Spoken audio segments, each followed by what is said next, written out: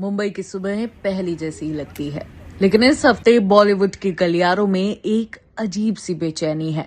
पिछले कुछ दिनों में कई सेलिब्रिटीज को एक्सटॉर्शन थ्रेट्स और टारगेटेड अटैक्स की खबरें सामने आई है। इंडस्ट्री में 90s वाले अंडरवर्ल्ड इंटिमिडेशन की यादें फिर से ताजा होने लगी है। फर्क बस इतना है कि दौर बदल गया है, लेकिन डर की फुसफुसाहट वही है। मंगलवार को एक्टर रणवीर सिंह को एक वॉइस नोट के जरिए रैंडम थ्रेट मिला। शुक्रवार को एक और कथित ऑडियो सामने आया जिसमें उनके स्टाफ को टारगेट करने की बात कही गई और फिल्म मेकर रोहित शेट्टी का नाम भी लिया गया। इससे पहले 1 फरवरी को रोहित शेट्टी के मुंबई स्थित घर के बाहर फायरिंग की घटना हुई थी, जिसके बाद उनकी सिक्योरिटी बढ़ा दी गई। हालांकि उनके करीबी सूत्रों का कहना है कि नए वॉइस नोट में उनके स्टाफ को डायरेक्टली थ्रेटन नहीं किया गया है। रिपोर्ट्स के मुताबिक ऑडियो में खुद को हैरी बॉक्सर बताया गया, जिसे गैंगस्टर लॉरेंस बिश्नोई का एसोसिएट कहा जा रहा है। वॉइस नोट में एलिगली ये कहा गया है कि हम हर मैनेजर और स्टाफ मेंबर की डिटेल्स रखते हैं। हम सीधे आपसे कुछ नहीं कहेंगे, हम आपके नीचे काम करने वालों को टारगेट करेंगे।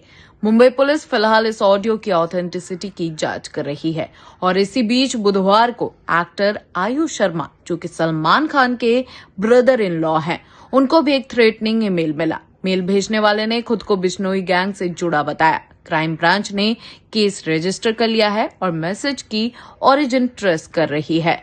पुलिस का कहना है कि और भी सेलिब्रिटीज को थ्रेट मिल सकते हैं, लेकिन एक्शन तभी लिया जा सकता है जब कोई फॉर्मल कंप्लेन हो।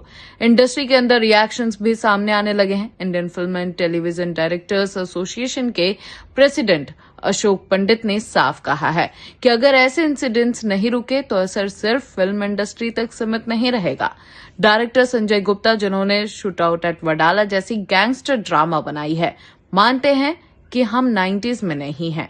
एआई के इस दौर में पुलिस सिस्टम पहले से ज्यादा मजबूत है। बॉलीवुड हेडलाइंस बनाता है, इसलिए सॉफ्ट टारगेट दिखता है। Federation of western India senior employees ने महाराष्ट्र सीएम देवेंद्र फडणवीस को लेटर लिखकर इंटरवेंशन की मांग की है। प्रेसिडेंट बीएन तिवारी ने सवाल उठाया है कि अगर जुहू जैसे हाई प्रोफाइल इलाके में फायरिंग हो सकती है तो आम लोगों की सिक्योरिटी का क्या।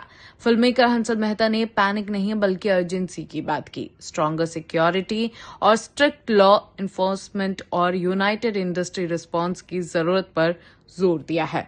लेकिन कहानी अब भी अनफोल्डिंग है। पुलिस इन्वेस्टिगेशन जारी है, इंडस्ट्री काम कर रही है, शूटिंग चल रही है, लाइट्स ऑन है, लेकिन हर चमकती रोशनी के पीछे इस बार हल्की सी चिंता भी है। क्या ये सिर्फ आइसोलेटेड इंसिडेंट्स है या किसी बड़े पैटर्न की शुरुआत?